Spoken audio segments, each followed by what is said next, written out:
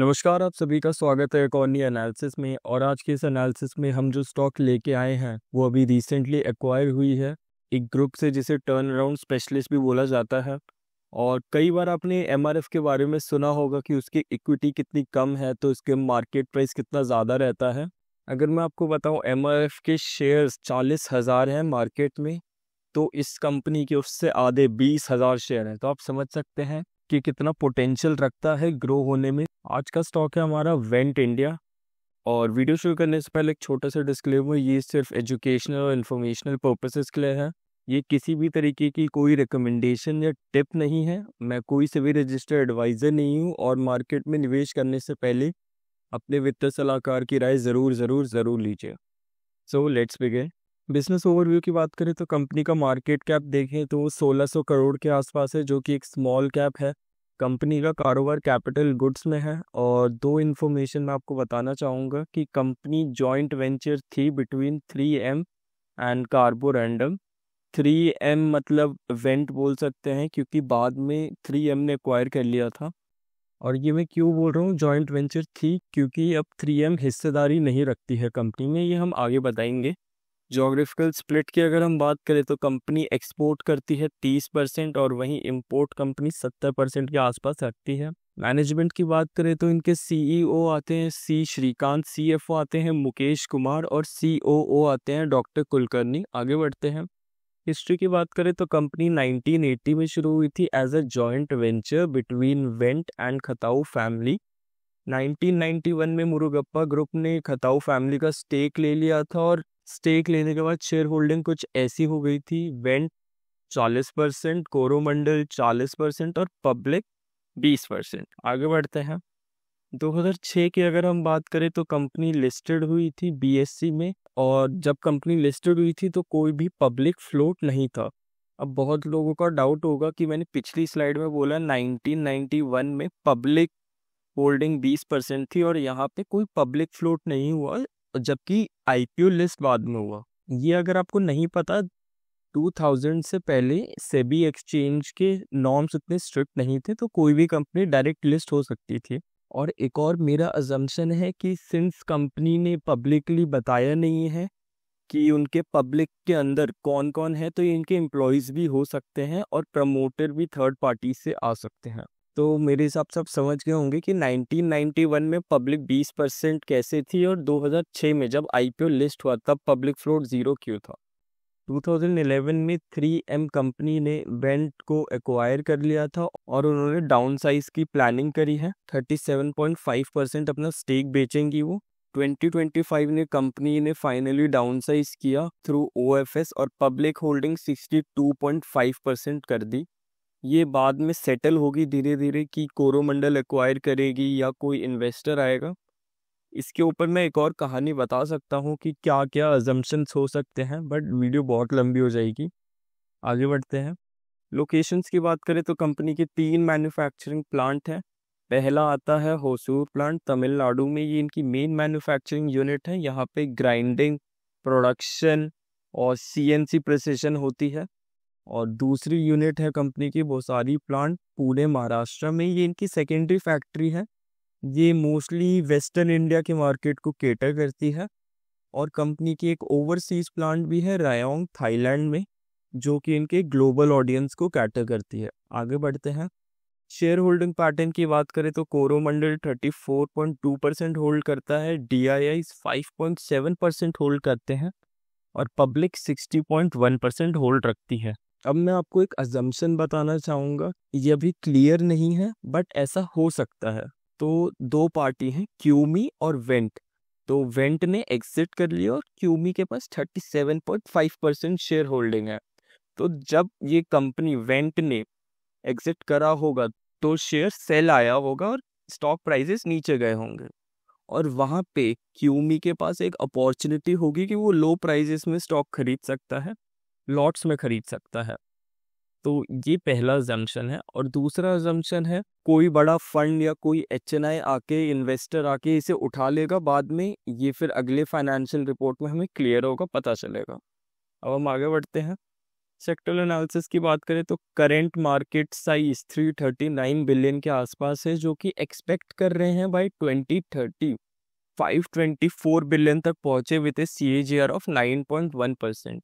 ये 9.1% काफ़ी एक एग्रेसिव CAGR है। अब हम इस सेक्टर में सेगमेंट डिफरेंशिएट करते हैं, तो इस सेक्टर में मेनली 3 सेगमेंट आते हैं।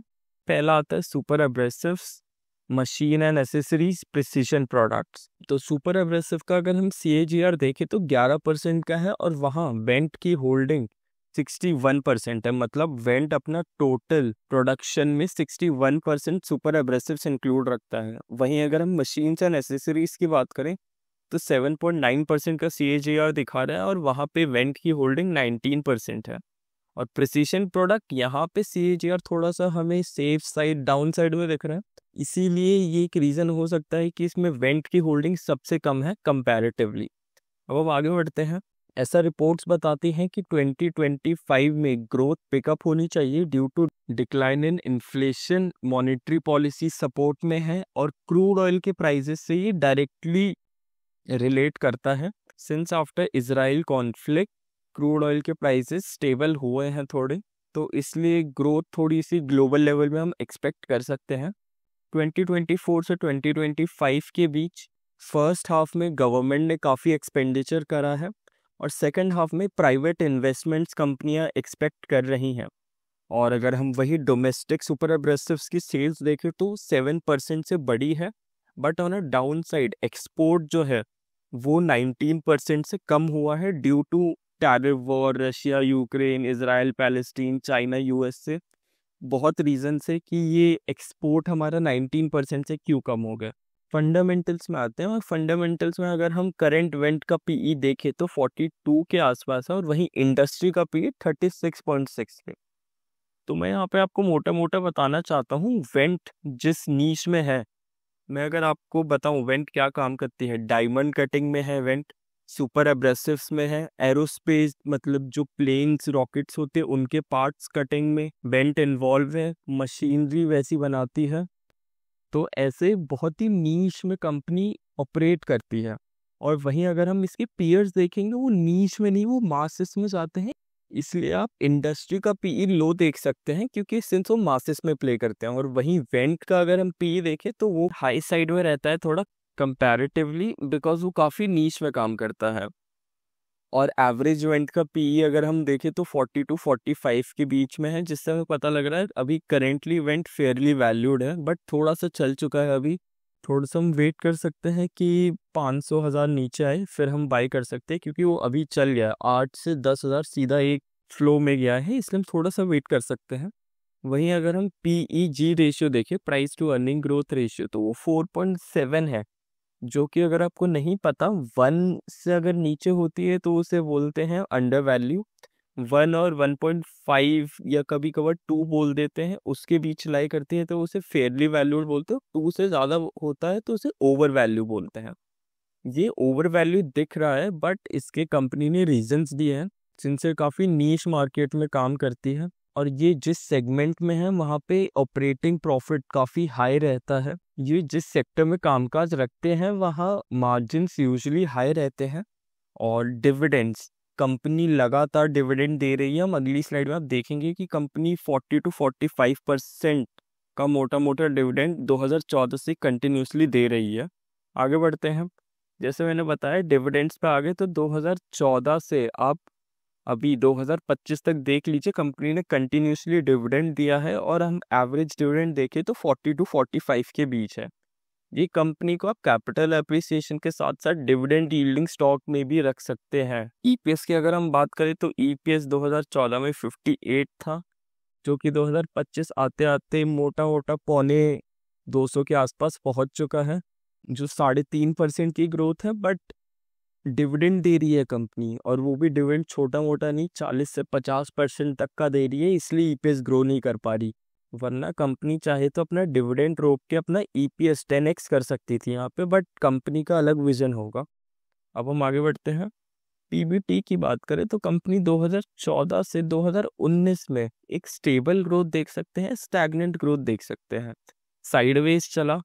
2019 से 2021 ड्यू टू कोविड डिक्लाइन देख सकते हैं, बट आफ्टर कोविड कंपनी ने अपने पिछला ऑल टाइम हाई प्रॉफिट भी तोड़ा है और वो अभी अपने ऑल टाइम हाई प्रॉफिट में खड़ा है। तो आप देख सकते हैं कंपनी की ग्रोथ कितनी ज़्यादा हुई है। आगे बढ़ते हैं। डेट टू एसेट की अगर हम बात करें तो कंपनी के पास टोटल डेट 1.2 करोड़ का है, वहीं एसेट्स अगर हम देखें 310 करोड़ आते हैं।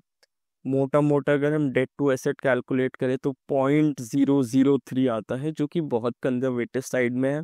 कैश फ्लो की अगर हम बात करें तो कैश फ्लो में सबसे पहले आता है ऑपरेटिंग प्रॉफिट। तो ऑपरेटिंग प्रॉफिट के अंडर कंपनी कंसिस्टेंटली प्रॉफिट्स बना रही है। कंपनी के इन्वेंट्री डिक्लाइन में हम देख सकते हैं, और डिक्लाइन में है ये गुड साइन है क्योंकि कंपनी की डिमांड है मार्केट में। इन्वेस्टिंग की अगर हम बात करें तो आपने पिछले स्लाइड में देख लिया डेट टू एसेट की कंपनी कितना कंजर्वेटिव चल रही है और नॉर्मली एक्सपेंशन और एसेट्स परचेजिंग कर रही है। फाइनेंसिंग एक्टिविटी में अगर हम आए तो कंपनी का डेट कोई नहीं है, पिछली स्लाइड में आपने वही देखा, डेट कोई नहीं है। और मोटा मोटा कंपनी जो डिविडेंड पे करती है, तो हेल्दी कैश फ्लो है इस कंपनी का। आगे चलते हैं। पीयर्स, अब हम पीयर्स में अगर हम देखें तो पहली बार होगा मैं इंडिविजुअली इनको कंपेयर नहीं करने वाला, मैं सिर्फ एक पॉइंट बोलूँगा और वो पॉइंट है ये सब का आप इक्विटी साइज देख लीजिए एक बार। और मैं आपको कॉन्टेक्स्ट देता हूँ कि ये 7,50,000 शेयर ऐसा आता है, तो ये 4 लाख। और वहीं अगर मैं वेंट की बात करूँ, वेंट के पास 20,000 शेयर्स ही हैं टोटल पूरे मार्केट में, और 20,000 में से भी 35% कोरोमंडल ले गया है, और 35 कोई इन्वेस्टर आ जाएगा या कोरोमंडल ही डाउन साइड से वापस ले लेगा उतने शेयर्स। तो मोटा मोटा 20,000 शेयर ही हैं, और उसमें से भी मुश्किल से रिटेल को 10 से 15% ही मिलेगा। तो अब देख सकते हैं कितना रेयर है ये स्टॉक। तो आगे बढ़ते हैं। कॉनकॉल की अगर हम बात करें तो कंपनी की सेल्स इस साल 3% से हाई थी, बट प्रॉफिट में डिक्लाइन देख सकते हैं 4% का। कंपनी ने इसका रीज़न दिया है प्रोडक्ट मिक्स और रॉ मटेरियल के प्राइसेस बढ़ने का। और क्वार्टरली देखें तो कंपनी का 8% का सेल्स ग्रोथ हम देख सकते हैं, बट प्रॉफिट वहीं वापस 8% से लोअर देख सकते हैं, और इसका भी रीज़न सेम प्रोडक्ट मिक्स और इंक्रीज इन रॉ मटेरियल। अब हम सेगमेंट डाइवर्सिफिकेशन देखते हैं कि कंपनी ने कहाँ कहाँ डाइवर्सिफाई कर रखा है। तो सुपर एब्रेसिव्स में कंपनी 59% इन्वॉल्व है, मशीन एंड एसेसरीज में 21%, प्रिसीशन प्रोडक्ट में 12% और अदर्स में कंपनी 8% इन्वॉल्व है। अब जैसे मैंने बताया 3M ने वेंट जर्मनी को खरीद लिया, बट जो वेंट इंडिया है उन्होंने अपने राइट्स फुल्ली एक्वायर कर लिए विद 3.8 मिलियन यूरोस। और वेंट कौन कौन से सेक्टर्स में इन्वॉल्व है ये भी बताया था कंपनी ने अपने लेटेस्ट कॉन कॉल में, ऑटोमोटिव, एरोस्पेस, इलेक्ट्रॉनिक, मेडिकल्स। तो मोटा मोटा इन सब में वेंट इन्वॉल्व है। और यही वीडियो ख़त्म होती है। और जाने से पहले मार्केट में कोई भी निवेश करने से पहले अपने वित्तीय सलाहकार की राय ज़रूर ज़रूर ज़रूर लीजिए। एंड अगर आपको कुछ गलत लग रहा हो तो आप प्लीज़ कमेंट करिए। And thank you.